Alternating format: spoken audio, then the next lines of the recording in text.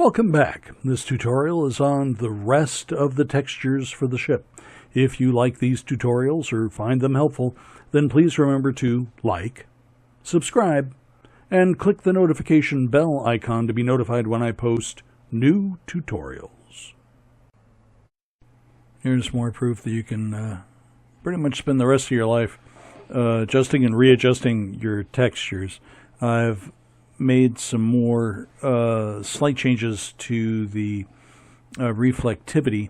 As you can see here, I've the textures that I was using as image inputs, but I have changed the glossy by giving it a roughness of 0.3 and changed my subtract from my grayscale value to 0.75. And you can see the difference here, although I mean these are actually both the same image. What I mean is there's less of a difference between the slightly glossy, like the semi-gloss of the hull, and the dirt map, which is not as reflective, but I think looks a little better this way. You can, they were very close on the original series. If you were to look at the image that I based this on, it would be difficult to see. Of course, our images are going to be much cleaner and sharper. But in any case, so you can make this adjustment to your hull textures, and I think they will look better. They will handle the different lightings that we're going to do better this way. I'm going to show you what I did for my warp engine, my engineering hull, and so on, the BC deck, the bridge, the lower saucer. But there are two spots that are actually slightly, well, actually in some cases much more difficult. The first is this, there was cloth used on the impulse engine housing. There's this, it doesn't go all the way around. It's only on both sides, and it's in that weird curved area. So it's extremely difficult to do, especially simplistically. It's extremely difficult to do. And then the other is the transparent map to go on top of the material for the 4 rectangular areas on the inside of the warp pylons. Warp pylons themselves are fairly simple, fairly straightforward. And the way I'm going to have you do the engineering deck is fairly straightforward as well. Same with the warp engines. They can be very difficult. We're going to make them simple. Here's that rectangular section I was talking about on the warp pylons. So let's go into Blender. I'm going to show you a couple of these. All right. So if you've opened up your file, I'm going to highlight my engineering section. And you'll note I've made some changes here. My engineering section, I joined this, I highlighted this centerpiece, and then shift right mouse click on this back piece and Control J. And then I did the same to this front piece here, but only the outer cowl. This piece here is not selected. This is separate. Believe it or not, this is separate, and this is separate, and so is that spacer in the back. I don't have any of those selected. I don't have the dome or the little cowl for the dome selected, but I did select all 3 of the arms, 1, 2, and 3, and I selected the half rounds that I put in place and that washboard on both sides. So my washboard has disappeared. I'll have to replace it, but it doesn't matter. Right now, this washboard is the one that I'm mainly concerned about. Now, once you have Control J and joined them all together, you're going to want to create a UV map. So what you're going to do is you're going to split this in half and change this from object mode down on the bottom to, I'm sorry, not object mode, this view over here. I do apologize. And pick UV image editor. If you have an image, just hit X and get rid of it. Okay, great. I'm going to shift center this a little better. Tab into it, right? Make sure everything is selected. And to get something similar to what I've got here, you're going to hit U and project from view. And you get this. Now, it's hard to texture the top and the bottom this way. If you want, you can actually go through and select sections and project from view for those sections. This is a lot easier this way. I'm thinking that there are some other techniques that I'm going to try, which may help with creating exportable UVs. By the way, notice this is not highlighted. None of this is highlighted. Only the highlighted sections, the main body, this back end, the arms, the arm details, and this big cowl are the only things selected. So you can create a UV map, if you remember, by going to UV and export the UV layout. I'm going to go to GIMP here. And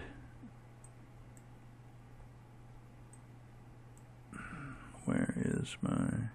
Yeah, right here. Here is that UV map.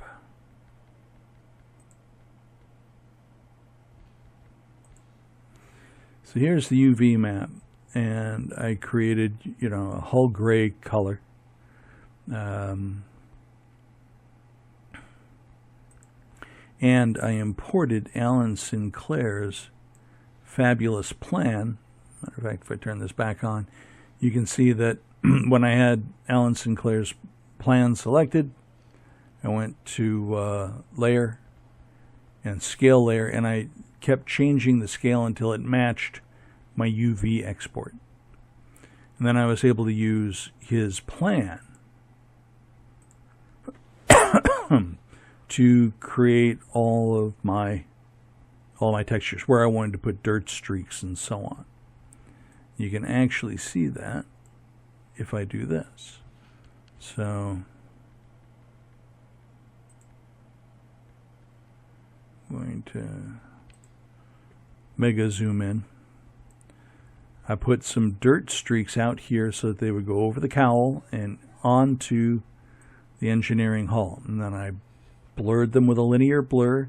And then I blurred them again with a Gaussian blur. And I threw in some grid lines. Now, my grid lines go above and below my engineering hull. So this way they meet. Since we're doing this on the side, and I don't want anything under here yet. So my grid lines just go up and look like they split the hull into sections. Now, I did that just so that there's some continuity with the grid lines on the saucer. In reality, I don't believe that there were any grid lines. And as a matter of fact, to make them less noticeable, I had them at 50% opacity and made them normal. I think I normally do darken only and even drop them down to like 25, generally speaking. Now, I modeled this, but you could certainly paint it here in GIMP, being guided by Alan's drawing. But I modeled mine, and then after I put in my dirt, and then, oh yeah, here, down here. Get that out of the way. Since I knew about where the warp engine was going to be, the pylon, I threw a streak of dirt after it, and I even threw a little tiny streak of dirt after this flashing light here. As you can see here. Here's my flashing light dirt, here's my warp pylon dirt, and that should be good for both sides.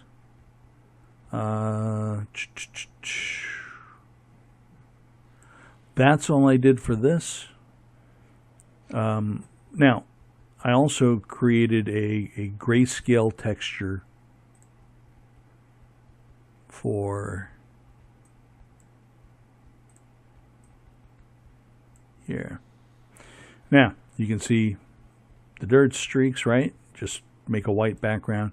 I turned off my banner. Where is that? It's up here. I made that invisible. And then I just exported a second PNG and called it engineering gray. And then I used my saucer texture. If you go in here, what I did was I actually highlighted my saucer, or the neck. I think the neck was actually the first one that I created. And then when I picked neck, I hit plus down here and renamed it to engineering.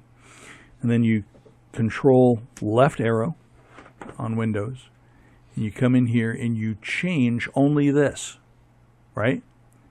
Leave your other values. Oh dear. So this has got to be, I was just telling you about that. This is what, 0.3, I think. Oh, I closed it. Great stuff. I think that's 0.3.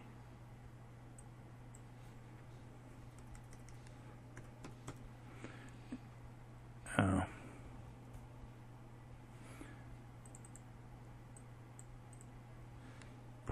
.3 and 0.75. All right. Oh, and the way I've got mine set up, my grayscale is on the top, my color texture is on the bottom. It gets put in here as a shader, right? My glossy shader with the hull color is down here, so that gives me my shine. And then I have what I call a grayscale texture, but since it's really still red, green, and blue, it's got all colors, I hook it up to a black and white node, right? Then I have a math node, which I set to subtract and 0.75. Plug that into my factor. My image, my color image, gets put into the top shader in a mix shader. My glossy goes into the bottom shader of a mix shader. This factor and image controls how much of each gets through, and that becomes my material, right? My texture. So now that I've made that slight change, let's see here. If I include my lights and switch this over to rendered, we should get an idea of what it looks like. All right, not bad. And it's got the same glossiness and shading as the neck and the saucer hull. Now, I don't plan on doing any additional texturing for the shuttle bay doors or anything. In the back, I feel it would be fairly well protected, but it doesn't matter. I could always go back and throw a texture on these different sections because our plane material is the same, is using the same colors to generate its material as we're using for the rest of the hull. So you can actually see how this applies, and you can see the dirt coming off here, off the cowl, and continuing on to the engineering hull, with the exception, of course, of this, and it's got both hull color and rust. All right. So the next thing was I exported this, but I did this one differently. This one's just a cylinder. So if you go to 3 for a view, right, and you were to tab into this, and split this top and bottom, right, turn this into your UV image editor. Let's get rid of my rendering, and very good, because I've hit U. But I did something different because I wanted the textures to show up on the sides, right, on this round piece. I projected this. I projected it from view, so U and project from view. But I wasn't done. What I did was I went to 1. Let's see. You can turn on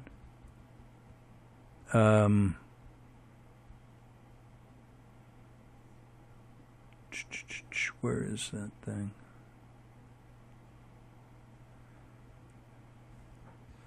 There is a way to keep your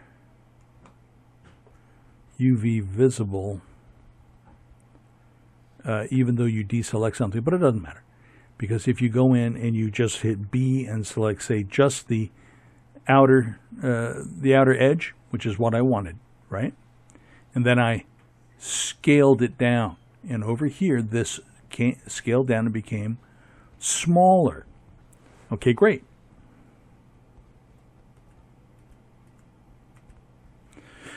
Then what I did in GIMP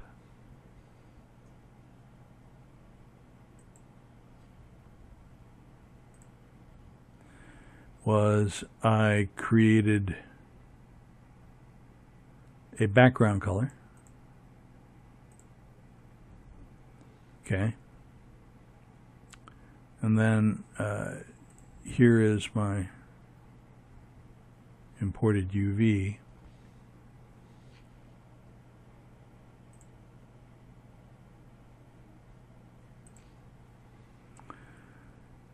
And then I went in and I used the fog. I created a new layer, and then I went to filters, I believe that's decor, and fog. And then I desaturated it, changed the chroma till it was brown, and put this up. And the way my fog generally turns out, it covers about half of the sides. So these two sides here look pretty plain. So what I did was I duplicated it and rotated it around. And then I added a little more manually here. And when I was done, I'll take this out. I've got my base hull color, and I've got this brown rusty material all the way around it.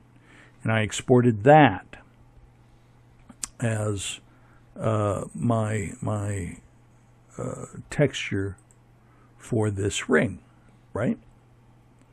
And then if we go here and take a look, you can see it's the same thing. Oh dear. 0.3. And wait a minute, I got to tab out. 0.3, good. And 0.75. All right.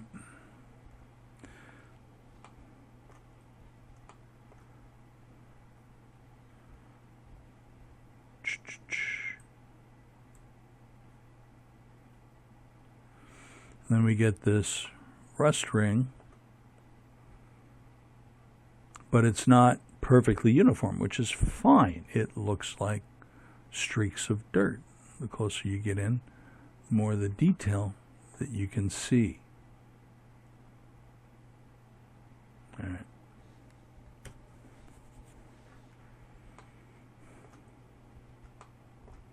Next,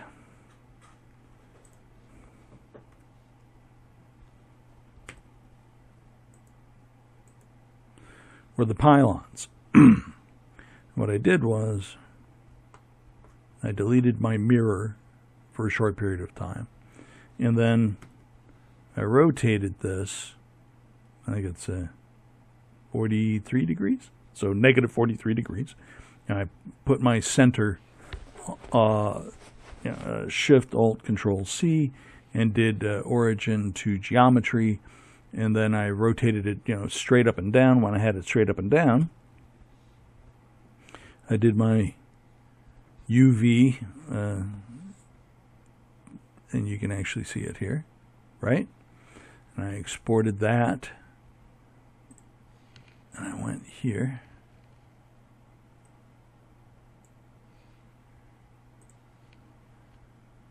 Where are we? Here, yeah. It's really simple.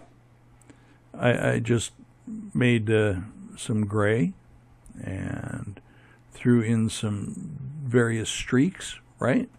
And if you want to see where it lines up like this. So I don't have the streaks going all the way across, although some are fairly well across and some are just starting. And because I'm doing it from this view, the streaks wind up on both sides and meet right in the middle. And of course, just like before, I also exported a version with a white background for high glossiness and imported that into Blender here. And so you saw what it looked like in GIMP and what it looks like here. So nothing spectacular, but you can see that there's I named the layers Space Dirt. I always name them Space Dirt. I saw Gary Kerr label them as label the brown and black as Space Dirt. Anyway, and you can see that Space Dirt streak that I have behind the pylon here on my engineering section and behind my light. So remember, if something doesn't line up, you can always go back into GIMP, adjust a layer, re-export, and try again. All right. Same concept for the warp engine. Now, this more closely fits the engineering hull. Even though this is a cylinder, I did not have you generate UVs when we started with an original cylinder. So again, we're going to do this just from the side view. What I did was I joined the pods, those magnetic flux pods, by highlighting the warp engine and then shift right mouse clicking each of the three pods and then hitting Control J. Those are the only things that I did that. Well, that and the rings. I also joined the rings to this. And then tab into it and export your UV from view. I made this when I did my UV export layout and threw it into my tutorial textures. I changed this to 2000 on both sides so that it was a slightly larger texture. Then I went into GIMP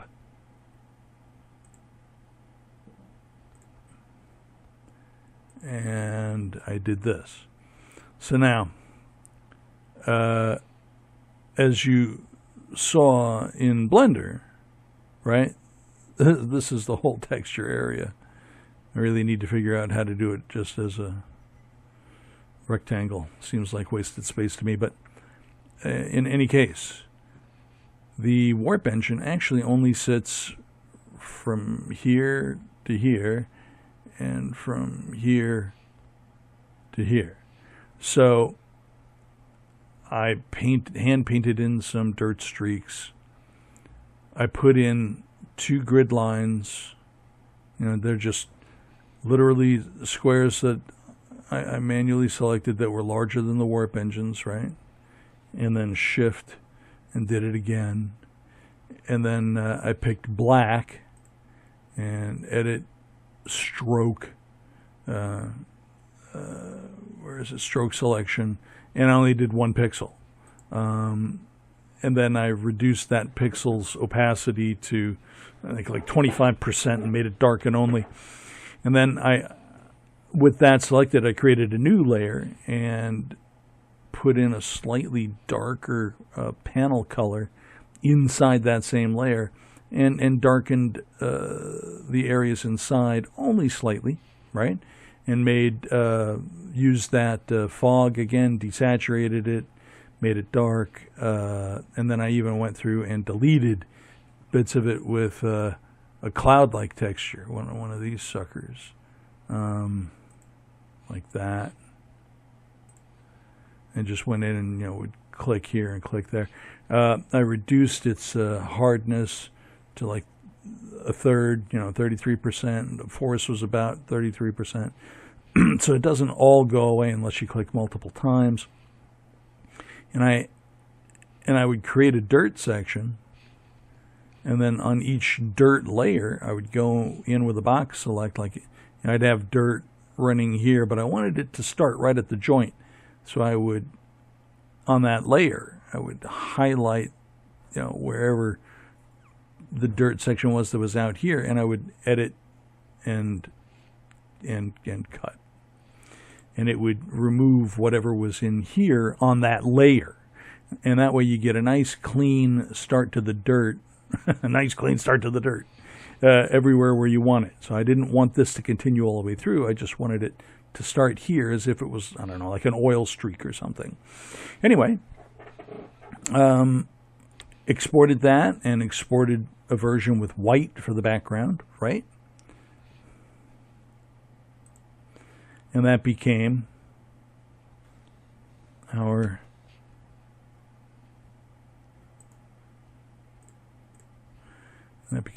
warp engines. I'll have that fill the screen here.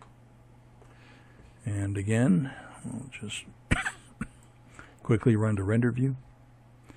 And there are my streaks, and here's my 1 and 2 darker sections, and you can see, some vague grid lines to give it some sense of size, and you can see the dirt where I hit it with the delete button so that the shine would kind of pop through in different areas.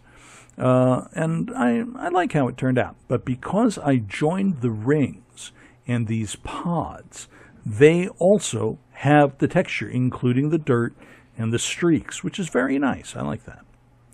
I realize I'm running through this fast, but that's because we're getting to the two things that are really hard to texture. This wasn't. This is more of the same. This is just the lower hull, right? The lower saucer hull. And I did almost exactly what we did for the upper hull with just a couple of exceptions. First, there. Let's get rid of this. And here's my lower hull. And again, I brought in Alan Sinclair's fabulous drawings as a guide, right? And I made my UV export match that. Did I even keep it? Maybe not. Doesn't matter. I made my grid lines. My grid lines are there. They're just extremely faint.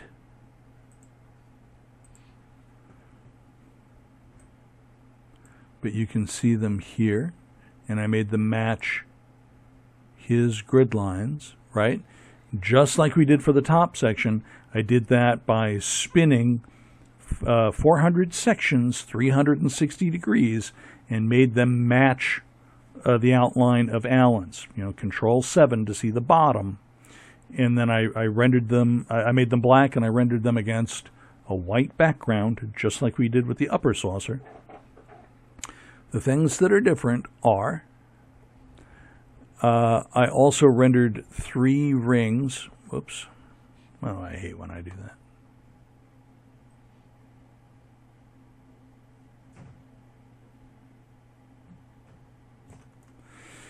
I rendered 3 rings and made them tan, and let's see, where's my ring layer?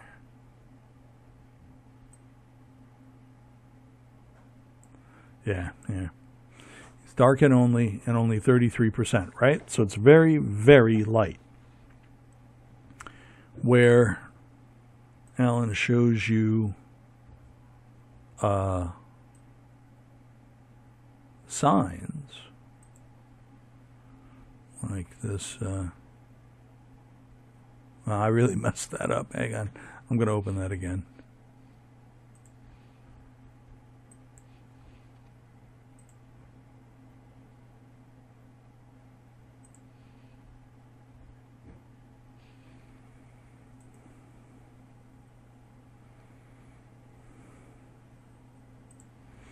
Now, when I exported this, I exported it very large, just like we did with our upper saucer hull.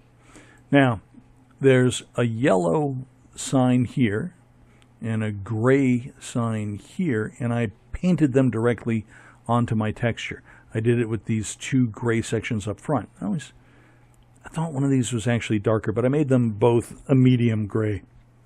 I deleted my grid lines in the very center, where if we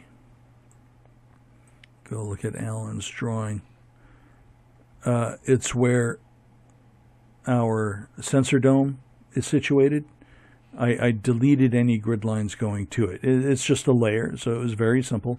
Just, hit the pick the eraser and set it to 100% and 100% hard, and just pick this hard circle here with sharp edges. And it's easy to delete your grid line layer, right? I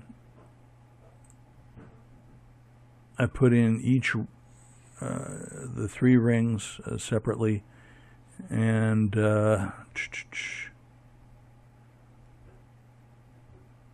here's my grid.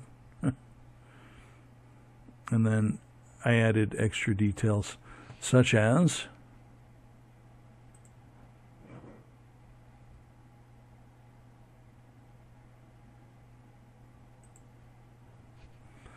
oh, that's wrong.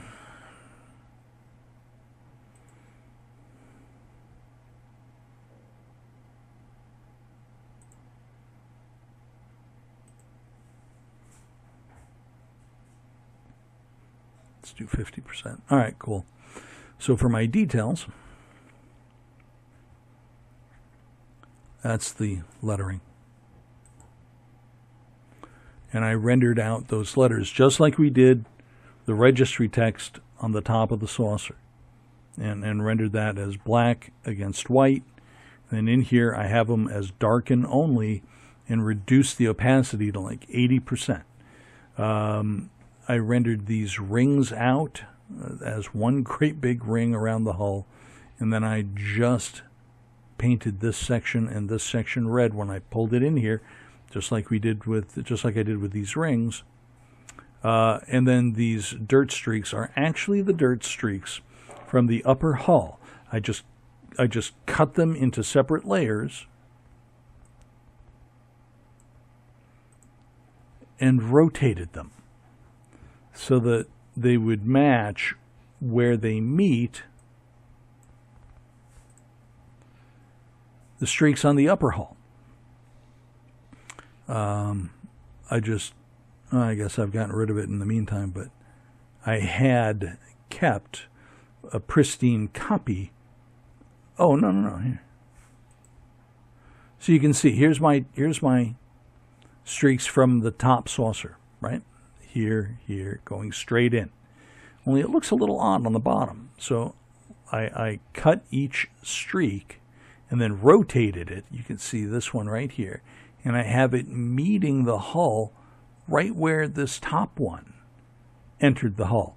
So I hope that if I go look 3/4 on, this should meet the top, but on top it streaks backwards straight, and on bottom it streaks in towards the center. And I probably should have put some space dirt in here in the center as well.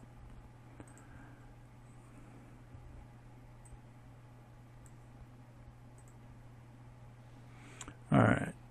So grid, dirt streaks, the registry, right? The 3 inner circles, the red marking back here, which is all on Alan's drawing. and these signs. These signs are okay because they don't actually have any text on them. However, there is text underneath here, here, and here, I think, if I remember correctly. We'll be going and taking a look later. I deleted the grid lines in the center where we have the lower planetary array. And then I just exported this as my color copy, and I threw in a white background and exported this as my grayscale copy. And when I went into Blender, I selected my lower hull.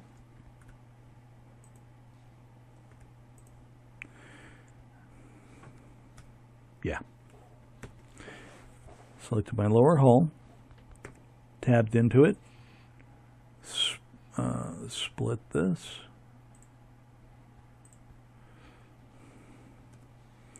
And turn this to UV editor.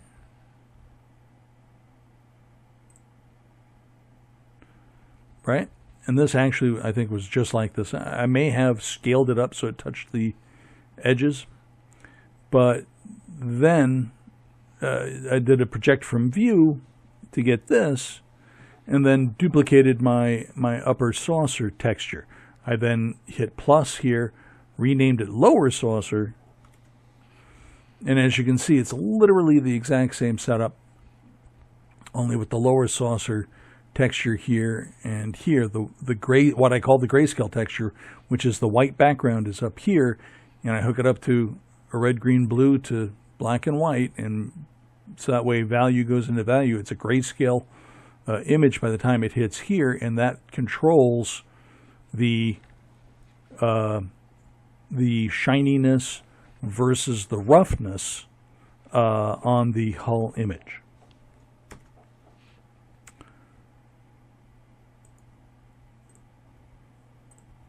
Okay.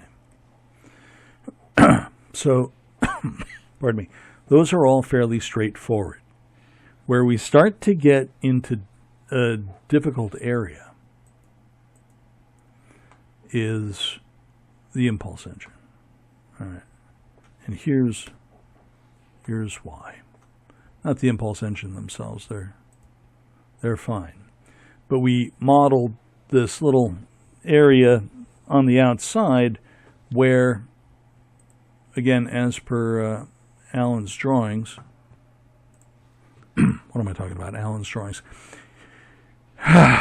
There's this cloth that's snugged up against the impulse engines and gives it a texture. Not a hexagon texture, but it's a cloth texture. And the further away you get, the harder it is to see. So I don't know how much importance you want to attach to it. But there are raised lines and depressed areas. You can actually see the diamond-shaped depressed areas appear darker because less light is getting to them. So it's like this diamondback texture. So what I did was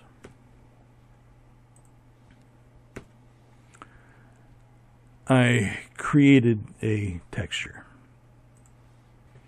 There it is. Shoot. Basically, this is a grid, just a square grid. And I did it pretty much the same way we did the grid on the inside of the warp engines. I'll show you how. Shift A, add a plane. All right. The plane is okay as it is, but that's not going to give us our texture. So what I did was I hit E, right mouse click, and then E to extrude, and then right mouse click so that you don't move anything, and then scale. And we're going to scale it in just a little bit, not much. And then A to deselect. Now, I picked faces and I deleted the main face. I know it sounds ridiculous, but hang on. Delete face. And then I deleted this interface. And I'm left with this square. So I'm going to give this a quick black texture, right? Now, so far, so good. If we scale this, I'm going to make it bounding box center. Scale this down a lot. Doesn't really matter much because we're going to change that later. And we're going to go to our modifiers and add an array modifier. Now, if we'd have done any rotation or anything, I'd have you hit Control A, I think it is, and set your location and rotation all to normal. But here I wanted, I think like, what, 50? Across. And then if we add another array and change this one to 0 and this one to 1, right? Change this count to like 200. All right, and then scale it down.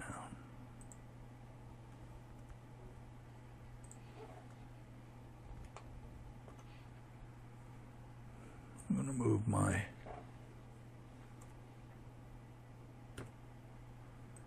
move that here. I'm going to move this here. So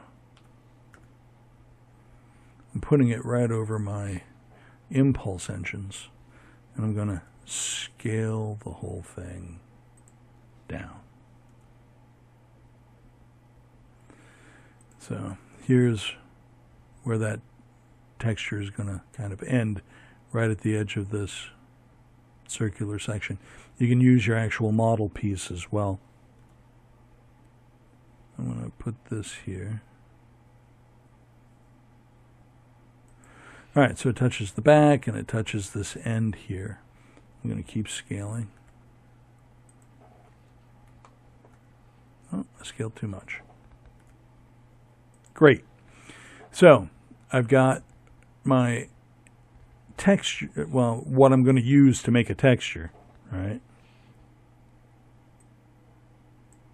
Whoops. Not going to see anything like that. Hang on. Turn our strength to 1. All right, there we go. So we've got a grid, but it doesn't look like this. All right. So what we're going to do, let's go in and we're going to apply our array, both of them, and then Shift, Control, Alt, C, and origin to geometry. Now it's right in the middle. If you tab into this dense thing, no, I don't want faces, I want vertices. And I want this thing transparent. All right. Now, go in and pick the leftmost single vert and then hit 1. And let's go find that. Remember, we're in transparent mode here. We're going to zoom in on that so that we can really see the difference between the last set of verts and the next row. We're going to hit B and just select over that last vert. What happens? Go to 7 and zoom out. And we've got the back row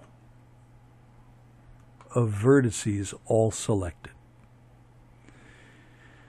Now, I want to reduce in size this, but I want it to be fairly even all the way across. So if I was to scale this down right now, wouldn't look good. It would just reduce the size of this one line. But if I go in here and enable my proportional editing. And then I changed this. That normally it's at smooth. I changed it to linear.